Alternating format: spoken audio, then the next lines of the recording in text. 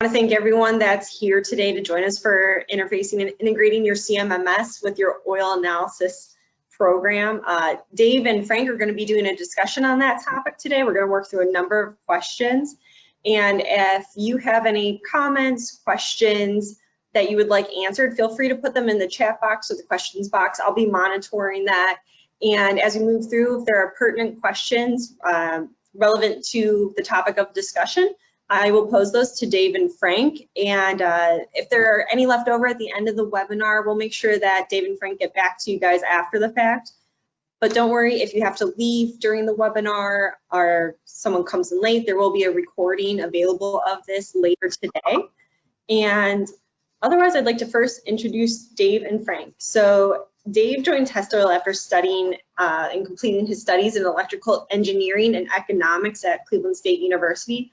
And he's really played an integral role over time at Test Oil as a supervisor, the lab manager, and currently Dave is a data analyst here. He partners with reliability professionals to make critical decisions on maintenance actions for industrial rotating equipment in that role. And he's also part of our Test Oil Pros team that actually goes out to different locations and plants to help and assist with pulling samples and excelling people's programs. He holds certifications as an oil machinery analyst and a certified lubrication specialist. And then Frank Rex received a degree in chemical engineering from Carnegie Mellon University, which is a great school. Frank had an incredible 40-year career with ATI in which he managed the predictive maintenance program at a plant and corporate level. He was a member of the corporate team that actually implemented a CMMS program and a reliability-centered maintenance program. Upon quote unquote retiring, Frank ended up joining us at Test Oil as a data analyst, and he holds level 1 certifications as a vibration analyst, infrared thermographer, and oil monitoring analyst. So thank you both for joining us today. I'm really excited about this one. I think it's a great topic that will help a lot of people understand how to best utilize their systems and interface these two. So with that, we'll get started. So just a little background. I noticed that ever since Frank joined our team, and we work remotely, so we don't interact every day, but every time I interact with Frank, I feel smarter.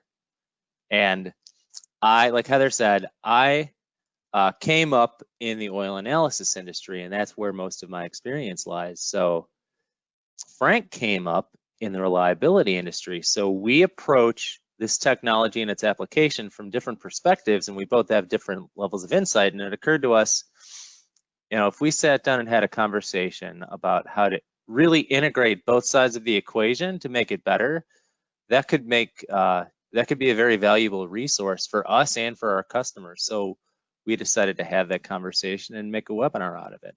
And what we discovered was that this isn't a discrete one after the other task list. This, because CMMSs and reliability departments and labs are all so different, this really brought up more questions that you should be asking to help carry out the goal of integrating a CMMS and an oil analysis program. So what we're going to do is we're going to cover 3 main topics. The first is developing your CMMS program. The second is integrating it with your oil analysis program. And the third is data mining with your CMMS program. And then under each of these topics, we have several discussion points. And I'm going to pose some questions, and Frank is going to draw from his experience and answer those. And we, like Heather said, we heavily encourage you to throw in, ask questions, make comments, and we'll bring you into the conversation too. So with that said, this current slide is very important. This is kind of a breakdown of what a CMMS is, which from my perspective, it's a tool. It's an information organizing tool, which really kind of wrangles in a process. And the process is use information to request an action, carry out the action, record pertinent information, and then record feedback, and then you start the loop over. So do you have anything to say to that, Frank, CMMS as a process? No, it can do a lot for you. It can, from a very simple maintenance management standpoint to completely integrating with other corporate systems and developing an RCM program using the system. Yeah, so it's a great information management tool. So just to back up and make sure we're all on the same page, how would you define in like a sentence or two what a CMMS program is, Frank? Like I said, it can be a broad range of a big tool that can be used for a broad range of applications. It can be used as just a simple tool to schedule maintenance activities, to develop plans for doing those maintenance activities. But then you could also use it for cost tracking, reporting labor hours, reporting stores usage, and it can be used for a number of things. It can be used for your safety departments. We used it for our quality control to track our calibration systems. So it can be used for almost anything you need on the maintenance end within a company. And the biggest benefits are when you start doing your data mining and start looking at your maintenance program and looking for ways to be more proactive with the program. So then speaking to that, the first discussion topic we came up with is this a new or existing CMMS? Do you want to speak on that a little bit? If you're strictly looking to integrate your oil analysis program into your existing CMMS, all you're going to have to do is make sure that you design your oil analysis program to meet the current procedures you have with your CMMS system. If you're installing a new CMMS system, you got a wide range of items to consider when you develop this program. Is this going to be used for one location, for multiple locations?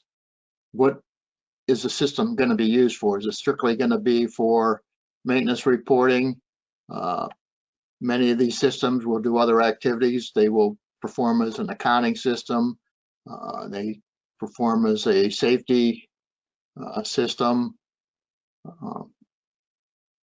They can perform as a storeroom and purchasing system. So it just depends on what range of activities you're going to use the system to perform. So when you start a new system, you're going to want to get some cross-functional teams together to discuss everything that you want the system to do. And you're also going to have to develop some internal procedures to follow so that the system functions as you want it to. Straight out of the box, the system is not something that you can use immediately. You're going to have to identify your maintenance equipment, your maintenance assets, and you might have to spend some time thinking how you're going to do that. If you have multiple pieces of equipment, you want to make sure that you can identify that equipment as a unique asset and schedule your maintenance, retrieve your data using the conventions you develop to use the systems. I hope that's not too confusing. That made perfect sense. And the last part kind of tied it together. You need a system that works, right? Correct. And it doesn't necessarily have to be originally purposed as a CMMS. If you don't have to have enterprise level software necessarily to do this. It could be as simple as a basic database or a spreadsheet. And something we like to say at Test Oil is a project started that's 80% is better than a project perfected that never got off the ground. So in some cases, just a spreadsheet might be the jump off point. Half the battle oil analysis program is just getting the small wins and snowballing them into something larger. Right, right. And the last part of your statement there, Frank, I think was important. As far as identifying equipment has unique assets, that feeds into the ability to query and to isolate information and, pin it to assets, which you might take for granted, but queryability is an important part of this, right? It is extremely important.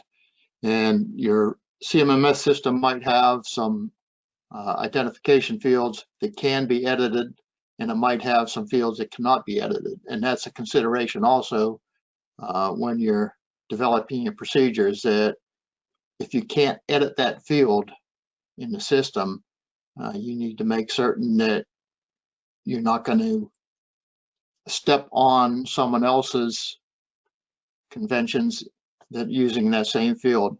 If you have multiple pieces of equipment, multiple compressors, you don't want to name your equipment air compressor when you might have 3 or 4, or if it's multiple plants, you might have dozens of them throughout the company.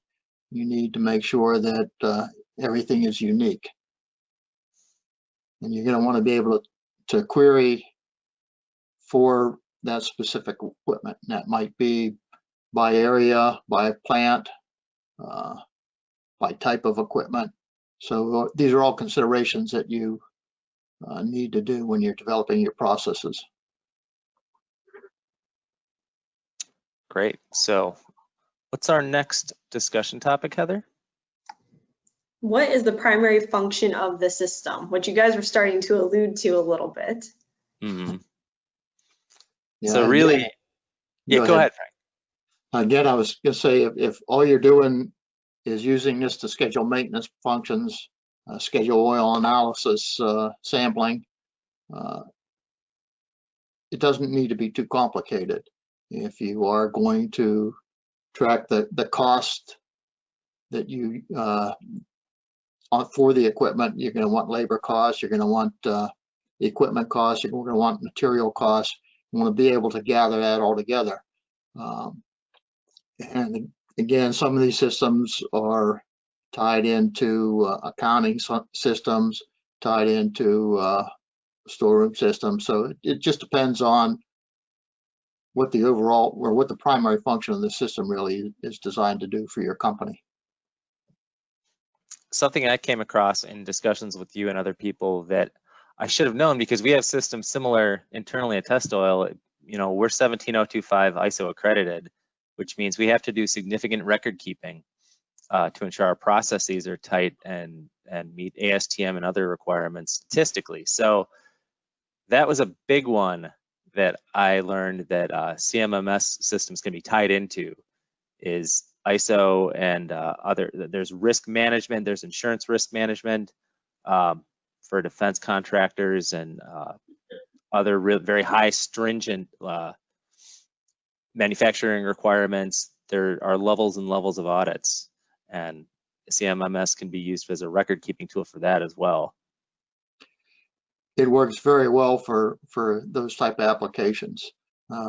If you design your system properly, you should within a minute or two be able to retrieve any information asked you in an audit without needing to go through extensive searches or record keeping.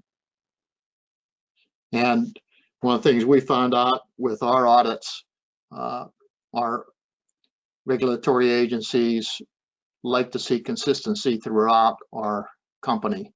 So if one of our plants was using the CMMS system to track something, they wanted to see that consistently throughout all the plants. Right, and I'm gonna move us to the next slide as well, because this one covers, does the system interface with other software not handled by the CMMS? Yeah, most of these systems are designed to be able to perform multiple functions. The system we use could be a storeroom system. It could be used for our safety department. We weren't using it for that systems, but we were able to tie in so that all the storeroom costs for our assets could be retrieved for the system.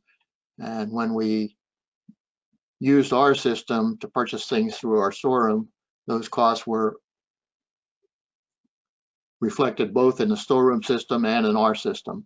And we also, we'll talk about a little bit more when we get to data mining, we also had interfaces developed with accounting, with payroll, so we could retrieve costs with purchasing. So all these costs could be brought back and assigned to the proper asset.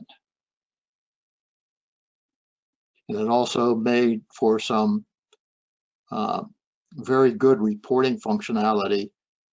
We had a couple reports that were generated automatically and emailed out on a routine basis, some of them every day, some of them monthly. So, you know, when we're talking about developing a plan for the CMMS, it sounds like we also want to talk about, you know, what additional requirements beside what we've talked to does the system need to meet? yeah, you mentioned risk assurance and certification audits. Those were a big part of our system, because we interface with our internal auditors and also with the certification boards. So you need to identify those systems ahead of time so you can design your procedures to meet that functionality. A lot of the design is basically going to be how you identify assets, and in our system there were multiple fields that you can identify, and we took what was within the package, but we also added additional items. Our work order systems, we added a predictive work order. We added a couple other work order types in the system that would be streamline the searches for that type of equipment or that type of work performed. And that, if you use the search capabilities that are available with the equipment, that will really make the system function better and make it easier to search for the information you want.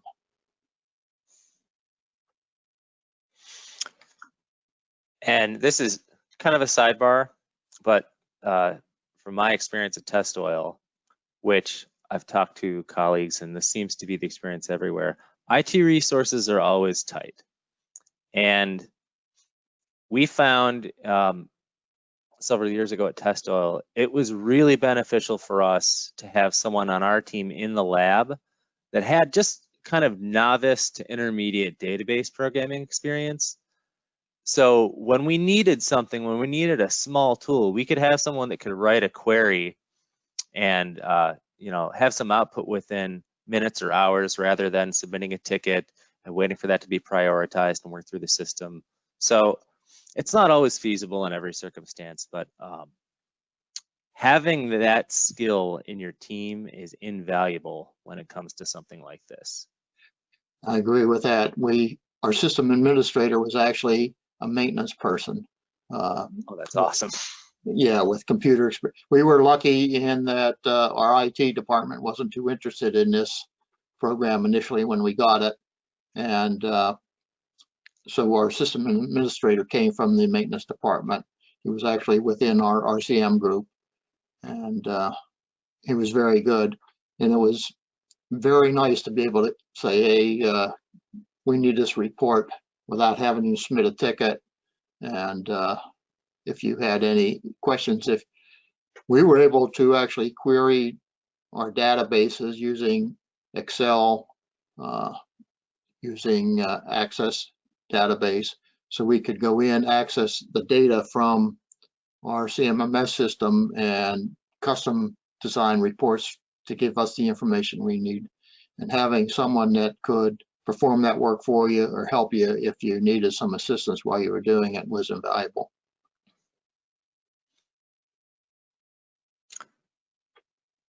Great, so go ahead, Heather.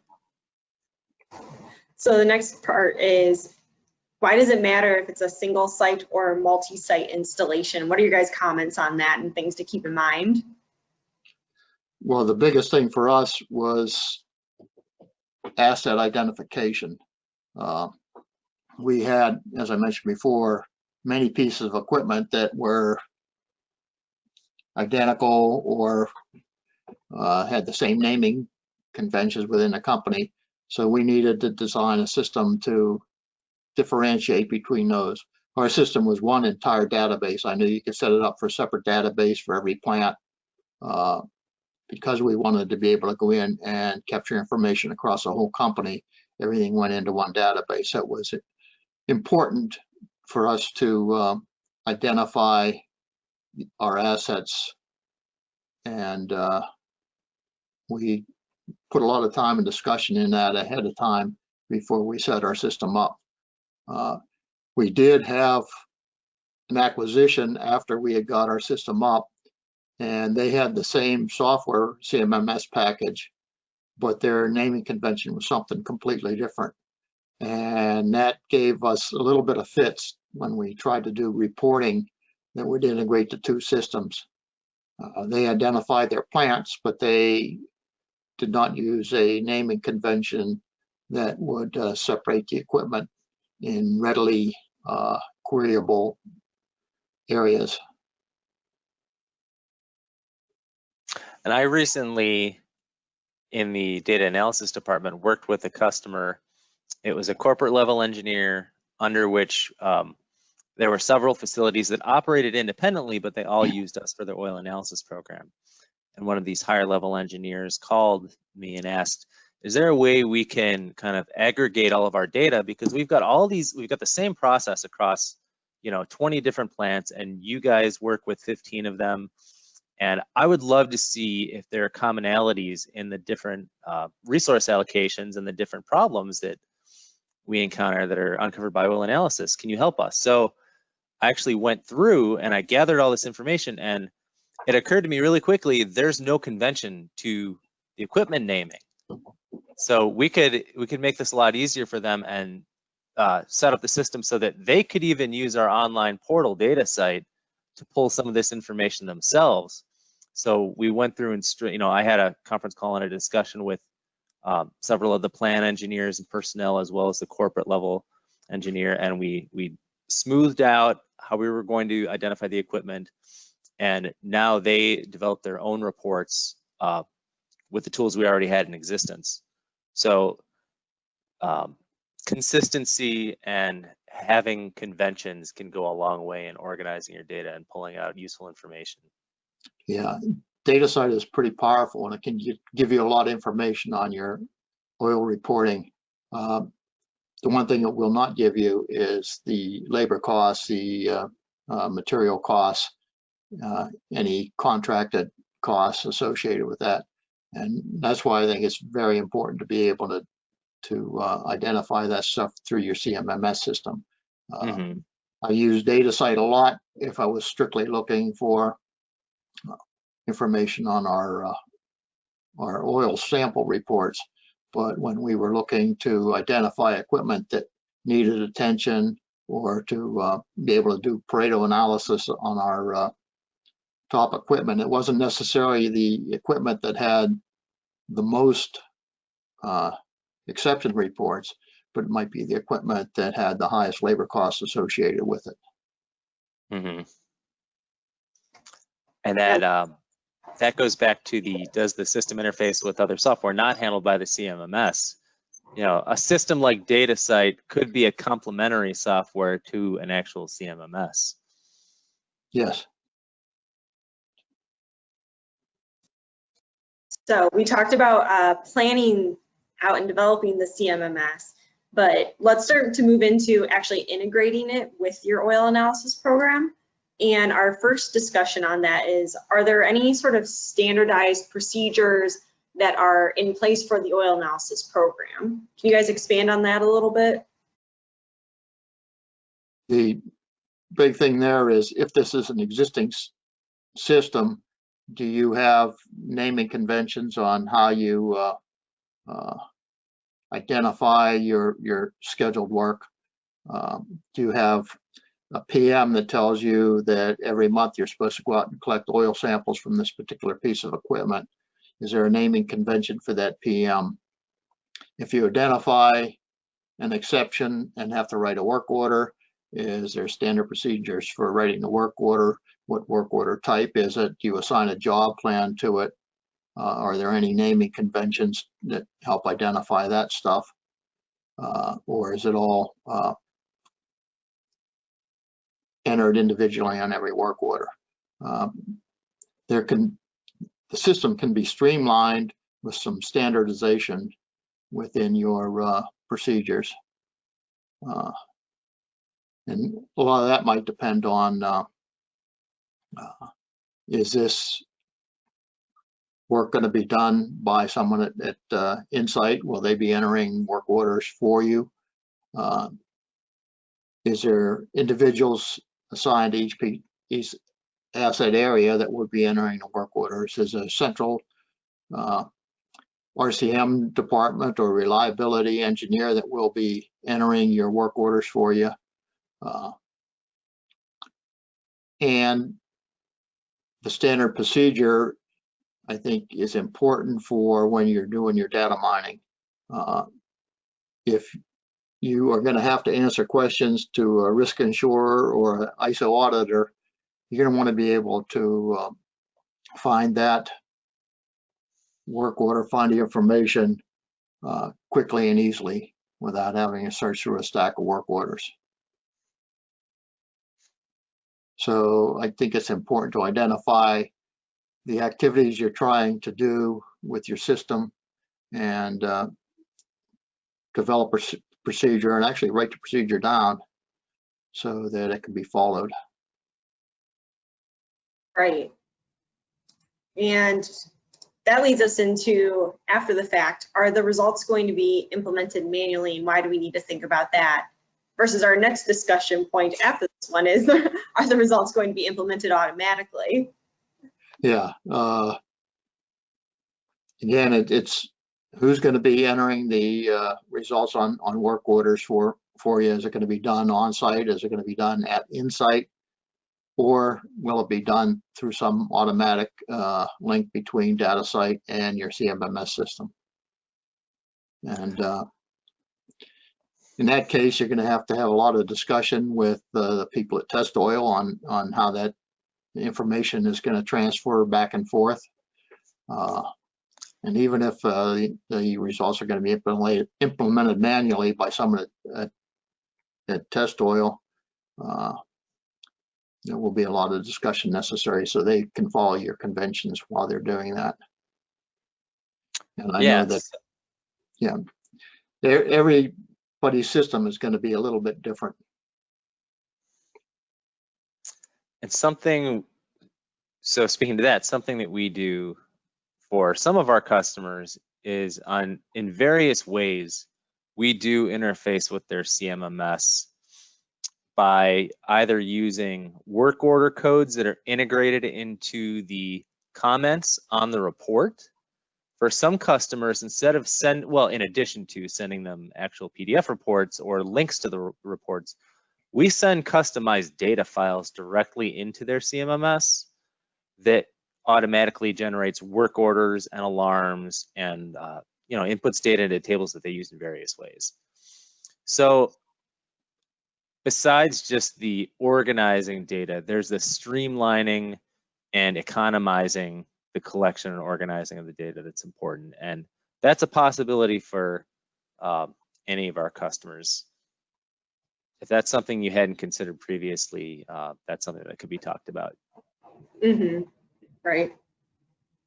So when we talk about manually, so where's the difference then when we talk about the results being implemented automatically? Well, this would be where you would send a data file to their CMMS system, and it would be autofill some fields and automatically generate work orders for the maintenance staff. Yeah, and so that's option one, you might say. And in that case, the work orders are going across someone's desk and they're being reviewed. And some of them are being declined or removed, and then some of them are being accepted and carried out. There might be some automated filters, there might not be. there might be some tribal knowledge there, and then there might be some more complex automated filters as well on customer end from our perspective. But option 2 is you actually have a human, and in this case it's me or someone on my team, the data analysis team. We have certain customers that we work very closely with, whether we're out in the field pulling the samples or not, but we're basically a partner in organizing their oil analysis program from top to bottom, and we're responsible for reviewing the reports, writing the recommendations, and then entering work orders into the system based on the results. So there are different levels of automation you can incorporate into using the oil analysis data to generate work orders. And this is also an area where it's important to have your system set up so the analyst or even the maintenance technician who is entering the work order into the system can find any existing work orders that might be still open from a previous oil report or might have been just recently completed. You don't want to write a work order for a high particle count if the particle count's coming down and the work order was just completed a couple days before the sample was collected. You might want to wait until the next sample collection, unless it's still extremely high. Right, you have to know the nuances of your system in order to manipulate it correctly. Mm-hmm. So that actually starts to take us into now data mining with your CMMS. And our first discussion point in here is how well is the CMMS used? When we've talked about how to use it, now how well is it actually used? Yeah, a lot of this is basically garbage in and garbage out. The work orders need to be charged to specific equipment. I know that many times a work order might be charged to a parent location or parent equipment, especially if it might be routine, like pulling a sample. But if there is work that needs to be completed, if there's an exception, it needs to be charged specifically to that piece of equipment, so it can be tracked a lot better. If you list 10 oil exceptions on one work order, maybe 8 of them get completed and the work order is completed, and that doesn't solve your problems. And if you're trying to search for costs and find your trouble areas, it's very difficult to identify them that way. And work orders should be limited in job scope. If you have a report for an exception report for changing filters on a hydraulic system, you don't want to put additional work that you've identified on site, like maybe changing some hoses that might be leaking or something like that. You want to split that up and limit the work order to the job scope that is identified with your exception report. And another critical area is making sure there's feedback on a work order. If you complete the work, it would really help the analyst, and it will help the maintenance supervision also if any problems that were encountered while the work was being performed are identified on the work order to create follow-up work orders. If things weren't available to perform the work, if you got all the steps done or just some of the steps done, or what steps you did get done, that needs to be back on the work order. Yeah, one of my colleagues that does enter work orders for one of our customers, he has that system set up in a way that he described as daisy chaining the work orders around the asset. So if he gets a particle count result that's high consistently over the course of 2 or more samples, he writes a work order to have the oil filtered with a filter cart that's on site. And then the following sample is another link in the chain. And then if the oil is not clean enough, or it is clean, there's a follow-up. There's a closing of the loop And that's either, wait until next sample, or it's a new work order that is connected to continue cleaning the oil. And it wasn't that way to begin with. He worked with them to establish that closing of the loop and the follow-up. So the feedback is important. You need to know if what you're doing is actually creating value. Yeah, when we initially started our program, one of our VPs heard that work orders should be closed, they shouldn't be left open, and he issued an edict that we were going to have 80% of our work orders completed within the target completion date. And amazingly, within a week we did. Unfortunately, a lot of work orders were just closed with work not being completed. And target completion dates, we had one plant that target completion date for all the work they were doing was 50 years. So getting feedback, good feedback is important.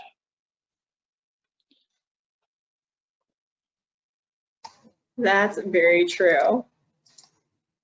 So then we touched on this a little bit earlier, but can all associated costs be tracked through the CMMS?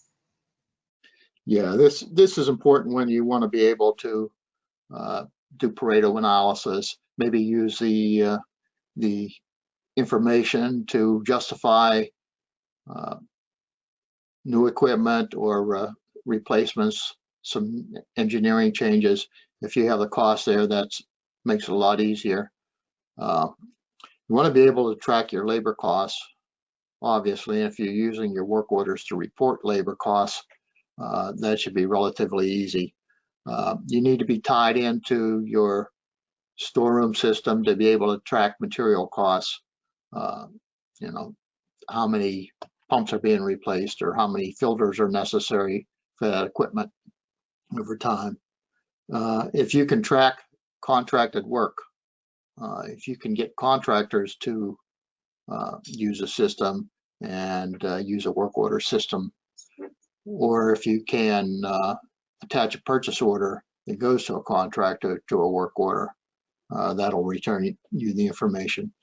And all that's going to be important. And obviously, one of the first things you're going to want to do is a Pareto analysis to identify your equipment that's causing you the most problems. And as I mentioned, it might not necessarily be the one that shows you a high particle count all the time, or maybe a viscosity that's slightly off. If that's not causing you equipment failures, you might want to put that down as a lower priority to address. Yeah, I agree. Priorities are always incredibly important when I have questions asked. I used to be one of the data analysts, and I would have people just, these larger companies similar to ATI, that just wouldn't even know where to start. Like the guys don't even follow the work orders, and it's all about priority. So, from a analyst perspective, I would talk to them about machine criticality, and we usually start with those high criticality pieces of equipment, then kind of work our way down over time. But if you just start with the most important, you're going to have the Pareto principle right there, right? So 20% of the effort gives you 80% of the results. Yeah. You also have to be a little bit careful on assigning priorities on work orders. Our system out of the box had 6 priorities associated with it, and they were strictly priorities. We created a time frame to associate with each one of those priorities. So every time we would generate a work order with a priority, it would automatically fill in a target completion date on the work order. And again, the plant that was using the 50-year target completion on it, on work orders, they initially were working strictly off of priorities on a work order. So they might have a high priority work order that was just discovered and the work would be scheduled. over a lower priority work order, but that lower priority work order could be months or in some cases even years old. So you want to make sure that when you assign a priority, you also have another way, like a target completion date or some other way that you can identify that work order. Because we had several instances where using the predictive tools that we identified something, but it wasn't addressed till much later. And at that point, instead of being a quick and easy fix, it became a major catastrophe, causing a breakdown and shutting a line down completely for an extended time. Right. So you mentioned, good segue into the next discussion point. Can oil analysis data be combined with data from other predictive technologies? Yeah, again, this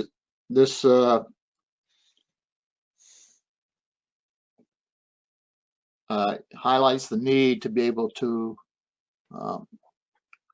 find work orders in your system. If you can go in, if you see an oil report where your wear metals are increasing, can you find work orders generated by your vibration team?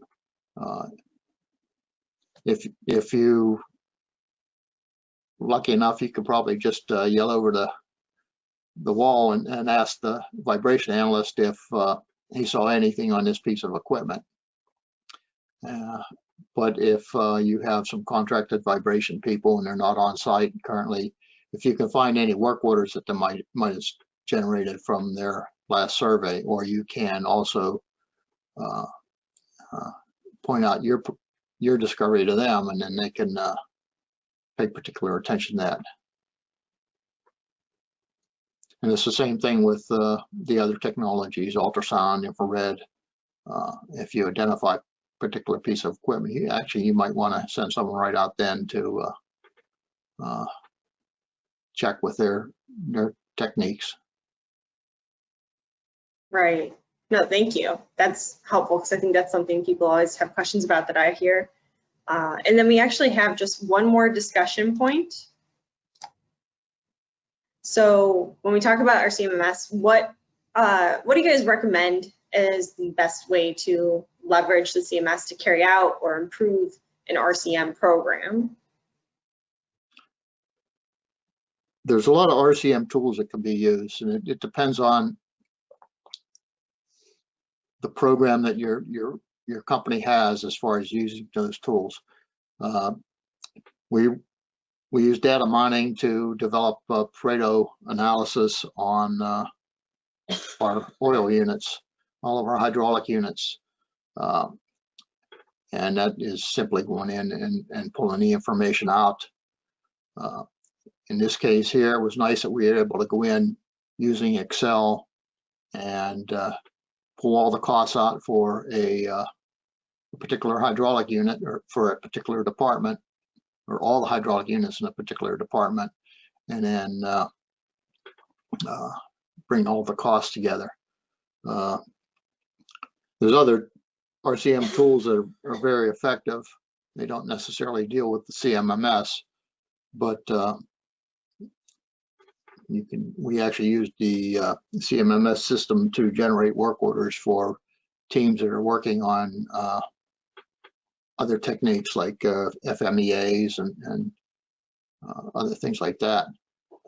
Again, I think one of the most important things is to be able to get to the data and get it into some kind of program like a Excel spreadsheet or something where you can manipulate it and identify the areas where you of concern. And we actually had several reports that went out on a routine basis to identify other problems, not just oil problems or predictive problems. Every night a report went out first thing at the end of the midnight shift that identified all the work that was performed in that department overnight, and that went all to all the supervisors in the area. So when they came in the morning, they had a report that would identify everything that was worked on overnight. And since we had work order types, we could break it up whether it was emergency work or just routine work. Having the reporting features like that is very helpful. You know, you have somebody come in the morning and he's looking to see what kind of fire he has to put out during the day or for the past week or something. Being able to just look at a report instead of having to generate the report himself or search for the information is very helpful. Yeah, and otherwise, this is our last discussion point. Do you guys have any closing remarks or words of wisdom that you'd like to share? It looks like, as I was kind of taking notes here, it looks like I kind of had 4 big takeaways from this. Naming conventions are really important. Before you even develop or purchase your CMMS, identifying what your requirements are. And you really want to have a good ability to query and data mine, and then just being able to find that information in the work order, as far as the work orders. Did I miss anything there? We spent a lot of time on those points when we were putting our system in place, and we saw a lot of benefits with it. I'm sure there are other systems that function well without maybe putting that much into it, but after dealing with our acquired plants who didn't use that system, we saw a lot of benefit in the way we had originally set it up. And one of the plants that we acquired was going to change their conventions to the standard conventions we had developed. All right. And I would say, whether you use test oil or not, don't be afraid to reach out to your lab and ask how they can work with you to carry this out. I know we certainly have the capabilities. I'd imagine most modern labs have some capability. And yeah, the benefits are manifold, and you could, like we mentioned earlier, you can get as deep and complicated with this as you want to, but simplicity is usually best. And start small, work to achieve a couple easy, discrete goals, and build from there. Yeah, I completely agree. Otherwise, we don't have any questions at the moment, but if you are attending this and you think of something later, Dave and Frank's contact information, their emails on the screen. You can always reach out to them at any time that's convenient for you. Otherwise, Dave and Frank, thank you very much for joining us today and sharing that information.